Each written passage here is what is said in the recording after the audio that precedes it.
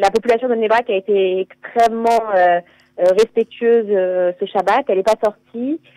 Pour ma part, moi j'ai eu une visite à faire hier soir.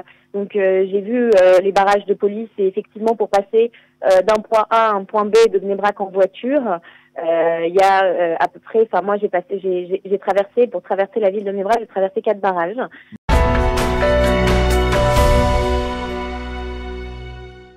Docteur Léa Lévy, bonjour, Boker Tov. Boker Tov, Daniel, comment allez-vous? Merci, je vous renvoie la question immédiatement. J'espère que vous allez bien et vous vous portez en bonne santé. Vous êtes médecin généraliste à Bnei Brak. Vous êtes présidente également d'une association, l'association Saphir, qui est une association de médecins franco-israélienne. On va, avant de parler, bien entendu, à la fin de notre intervention de cette association et de son rôle, on va parler de la situation à Bnei Brak. Vous avez vous-même soigné des malades ou vous étiez en contact avec des malades du coronavirus à l'intérieur de la cité orthodoxe. Je voudrais que vous nous décriviez peut-être d'une certaine manière, comme l'ont fait certains journaux ce matin, le Shabbat que vous avez vécu et les derniers jours. Bon, alors les derniers jours, moi je trouve que la situation est assez émouvante. Les gens de Bnei Brak sont heureux à Bnei Brak, donc ils n'ont pas tellement envie de sortir. Maintenant, c'est vrai que la maladie, malheureusement, ça fait depuis même avant Pourim que nous, les médecins de Bnei Brak, on alerte sur des patients qu'on voudrait tester parce qu'on sentait bien que malheureusement il y avait pas mal de cas. La population de Bnei Brak a été extrêmement respectueuse ce Shabbat. Elle n'est pas sortie. Pour ma part, moi j'ai eu une visite à faire hier soir. Donc j'ai vu les barrages de police et effectivement pour passer d'un point A à un point B de Bnei Brak en voiture, il y a à peu près, enfin moi j'ai traversé, pour traverser la ville de Bnei Brak, j'ai traversé 4 barrages. Donc effectivement la ville est bien cloisonnée et bien inaccessible. Voilà. Mais sinon durant le Shabbat concrètement, toutes les synagogues, c'était un Shabbat très calme et très émouvant. Il n'y avait pas de synagogue, on entendait toutes les familles chanter de chez elles, c'était vraiment, enfin, c'était au contraire, enfin, je pense que j'ai jamais entendu autant de chants de Shabbat, autant de gens qui se répondaient Amen au brachot via les fenêtres, que depuis que j'habite à Bnei Brak, c'était vraiment émouvant. Je pense que les gens ont compris la situation et ont voulu quand même garder une ambiance de Shabbat très chaleureuse et donc sont restés chez eux, mais ont vraiment essayé de faire des Shabbats beaucoup plus émouvants, de chanter de plus en plus, parce que voilà, c'est l'approche de Pessah et que pour tout le monde c'est très important. Et voilà, c'est vrai que voilà, je pense que les gens sont restés chez eux, mais ont prié fort. Moi dans mon quartier, il n'y avait pas de minyan dans les rues. Il y a des minyanim de fenêtre à fenêtre. C'est-à-dire que la promiscuité est telle que finalement, si chacun sort sur son balcon, les gens peuvent faire la prière ensemble. Et donc il y a des petits immeubles où voilà, ça se passe comme ça, on les entend, on entend même les gens qui lisent la Torah depuis leur balcon et tous les voisins qui répondent amen. C'est vraiment très très beau. Alors je voudrais que vous nous disiez ce que vous ressentez en tant qu'habitante de Bnei Brak face à aux accusations qui ont été portées ces derniers jours en direction du public orthodoxe, de n'avoir pas réagi suffisamment rapidement, d'avoir mis en danger en continuant à prier ou en continuant à être dans les yeshivot l'ensemble de la population israélienne. Le public orthodoxe a été montré du doigt, la ville de Bnei Brak en particulier. Qu'est-ce que vous ressentez, vous, face à ces accusations? Avant de vous donner une réponse d'habitante de Bnei Brak, je voudrais surtout vous donner une réponse d'habitante de Bnei Brak qui est également médecin. Moi, je m'inquiète beaucoup. Si vous voulez, c'est une ville qui a une très très grande densité de population, où les familles sont nombreuses, où souvent il y a un enfant qui est en yeshiva, mais souvent aussi, par exemple, il y a des enfants handicapés qui sont sortis de leurs accueils de jour, de leurs structures qui ont été fermées, qui sont dans des petits appartements. Donc, faut imaginer la promiscuité, surtout quand on a des enfants qui ont besoin d'air. Souvent que c'est des familles où il n'y a pas d'écran. Moi, personnellement, si vous voulez, je pense que l'attaque au yeshivot et au minyanim, je pense que c'est simple c'est vraiment très simpliste de croire que les gens sont contaminés dans les minyanim. Quand on sait que, par exemple, voilà, je vais vous donner des exemples concrets. Moi, j'ai une patiente de 90 ans qui a été contaminée par le Covid. Ses enfants ne pouvaient pas venir la voir. Je pense qu'elle a été contaminée par la petite voisine qui s'est dit, je vais aller l'aider et faire le ménage chez elle parce parce que cette dame est seule et qu'elle peut pas sortir de chez elle parce qu'il y a une maladie. Et je pense qu'il y a eu des contaminations comme ça. Et il faut savoir qu'à Bnei-Brak, il n'y a pas Internet, tout fonctionne par des coopératives. Les gens font des achats groupés pour les courses de Pessah. Les gens font des achats groupés pour plein de choses. Donc si vous voulez, et puis tout le monde s'échange tout. Si vous voulez, si vous ouvrez un annuaire de Pessah, un annuaire de la ville de Bnei-Brak, il y a 20 pages de Gmachim. Ça veut dire que tout le monde s'emprunte tout. Et je pense que la contamination, elle vient pas forcément des minyanim où les gens quand même, enfin, où les gens où il y avait pas tant de monde que ça, ou par exemple, je sais pas si vous savez, la synagogue de Iskovitch a déjà été fermée depuis 3 semaines. Il y avait beaucoup de contrôles de police dans les minyanim. Ils venaient compter le nombre de fidèles qu'il y avait, etc. Je pense que la promiscuité en soi de la ville et la solidarité qu'il y a de toute façon et qui est tellement culturelle a fait que malheureusement l'épidémie s'est propagée. Et vous dites que c'est finalement c'est injuste d'accuser le public orthodoxe de la sorte? Écoutez, moi je pense que le public orthodoxe, il était très vigilant à ça et s'est beaucoup inquiété du Covid. Moi j'ai des patients qui travaillent dans des supermarchés qui ont demandé à se faire examiner, qui ne rentraient pas dans les critères du ministère de la Santé.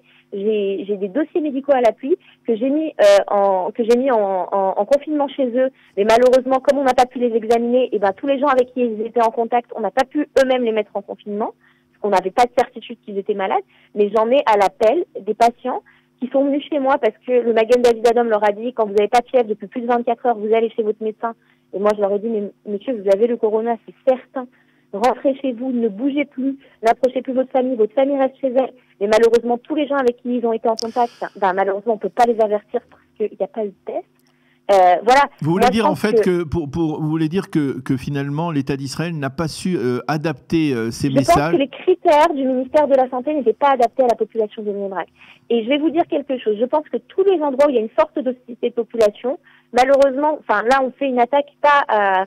je pense que voilà, les critères du ministère de la Santé n'étaient pas adaptés à une ville qui est une ville où il y a beaucoup de misère, où il y a beaucoup de promiscuité. Et je pense mais par contre, qui est vigilante pour sa santé. Et je pense que très vite, malheureusement, dans d'autres populations, voilà, moi j'ai pas tant le temps de m'en informer, mais je pense que par exemple dans le sud de Tel Aviv, dans le coin de la gare centrale où il y a tous les mal logés, je pense que là-bas aussi ça va exploser. Je pense que dans les villes arabes où il y a beaucoup de promiscuité, ça va aussi exploser. Et que c'est pas une question d'irrespect, c'est une question que, si vous voulez, les habitants de Bnei-Brak, il aurait fallu les répartir dans les champs. Dans un immeuble, voilà, je pense que si vous êtes déjà rentré dans une cage d'escalier d'un immeuble de Bnei-Brak, il y a sur un palier 4 familles de 10 âmes, quoi. Donc c'est sûr que c'est très compliqué. Il y a une telle promiscuité que c'est sûr que les épidémies dans des villes comme ça, c'est terrible.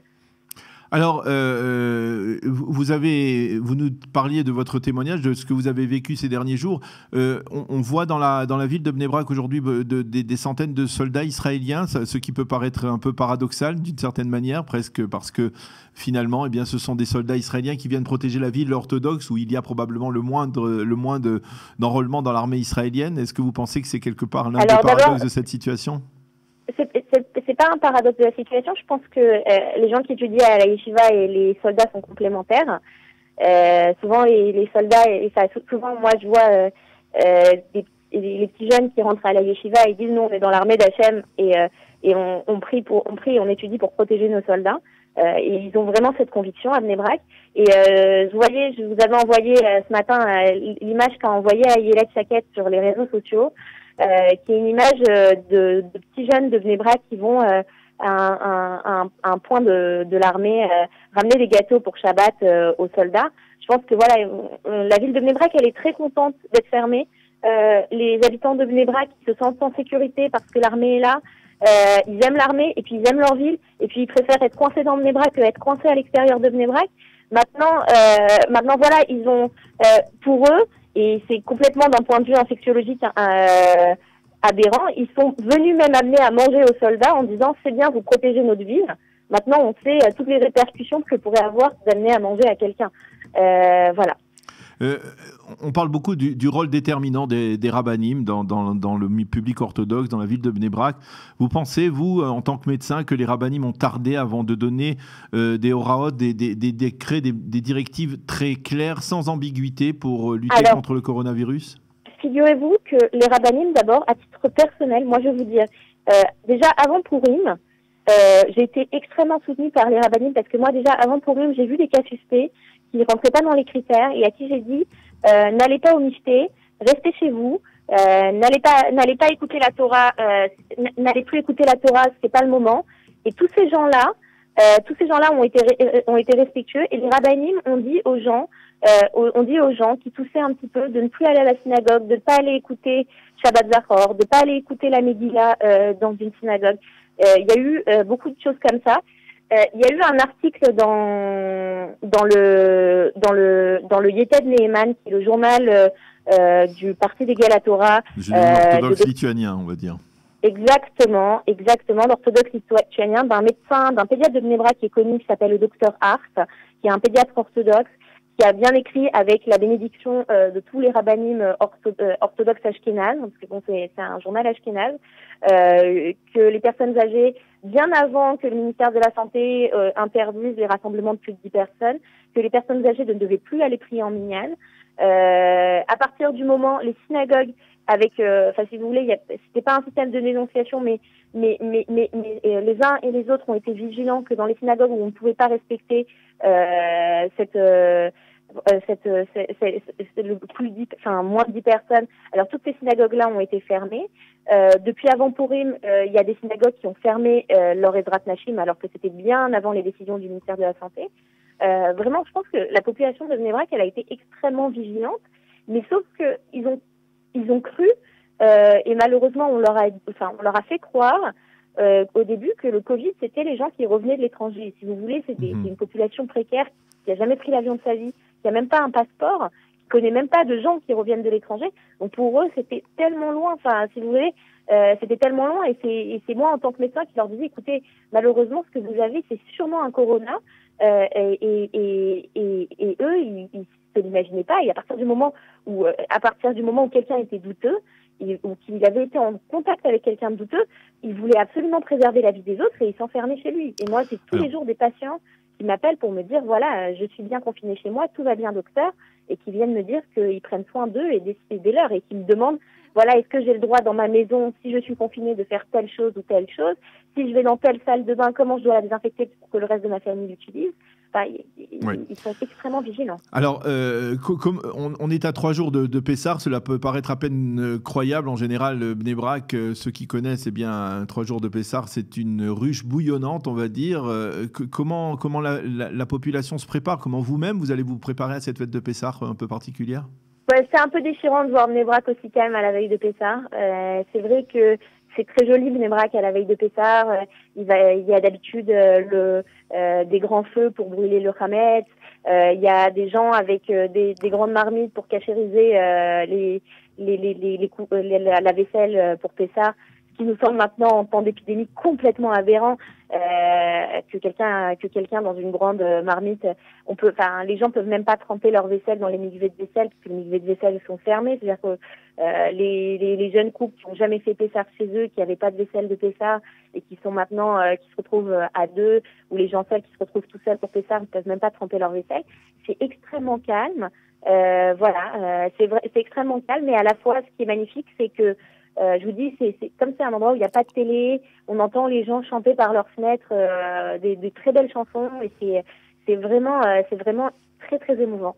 C'est très émouvant. Je pense que la population de Bnei Brak voit aussi l'arrivée du Messie dans cette épreuve extrêmement difficile et je pense que c'est pour ça que on entend vraiment les gens continuent à essayer de garder une joie de vivre et continuent à chanter et c'est vraiment très très beau. Je pense que celui qui se balade dans les rues de Bnei Brak voit personne dans la rue, voit tous les gens chanter par leurs fenêtres et c'est vraiment très très beau.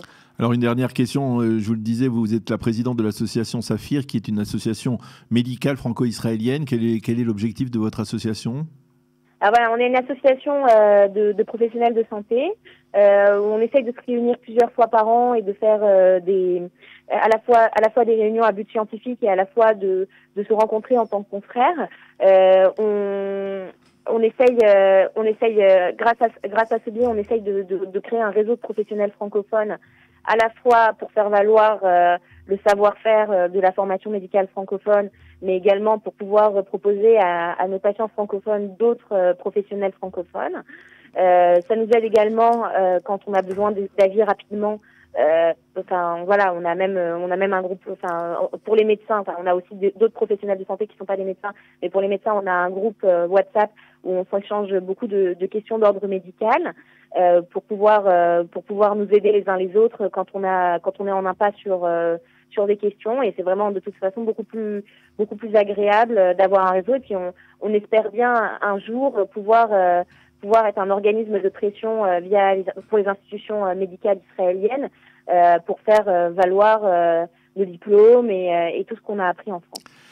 Eh bien, Léa Lévy, docteur Léa Lévy, merci beaucoup d'avoir été avec nous ce matin de Bnei Brak pour nous parler de la situation dans cette ville avec beaucoup d'émotions. Et je crois que cette émotion, elle peut contaminer, on l'espère positivement, on va dire, l'ensemble de nos auditeurs qui ont... Voilà, par contre, moi, ce que je voulais vous dire, c'est que j'ai une grande file active de patients. Et je n'ai pas un tiers de mes patients qui sont examinés du corona qui sont positifs. Ah oui, c'est important. Quand on dit qu'un tiers de la ville est contaminée, moi j'ai en moyenne un patient sur 6 qui fait un examen du Covid. Là j'ai compté juste avant l'émission qui est positif. Et donc on parle de gens, et si on parle d'un tiers, c'est possible que ça soit, mais un tiers des gens examinés, mais pas un tiers de la population est malade du Covid. Voilà, ça c'est important de le préciser. Il y a une désinformation là-dessus, et c'est important parce que moi, par exemple, dans mon quartier, je connais aucun malade. Ça veut dire, j'en connais dans les rues, et je suis médecin dans le quartier. Voilà. Bien, merci beaucoup encore une fois, docteur Léa Lévy. On vous souhaite de passer une bonne fête de Pessah envers et contre tout, une bonne santé, bonne fête à vous aussi, à tout le monde. Et à bientôt dans une Bnei Brak qui sera, on va dire, libérée à nouveau, on va dire, bouillonnante comme elle l'est d'habitude. Merci beaucoup d'avoir été avec nous ce matin. Il est 9h13 exactement. Nous terminons ainsi de cette heure d'actualité. Je cède la parole, bien entendu, à nos amis Olivier Granilic et Cathy Choukroun pour leurs 2 heures d'actualité, d'émission, d'information, d'entretien avec de nombreuses personnalités et personnes qui vont parler du coronavirus et de ses impacts divers dans la société israélienne et à l'extérieur. Merci d'avoir été avec nous. On se retrouve demain. Boker Tov, Shavua Tov. À demain. Shalom.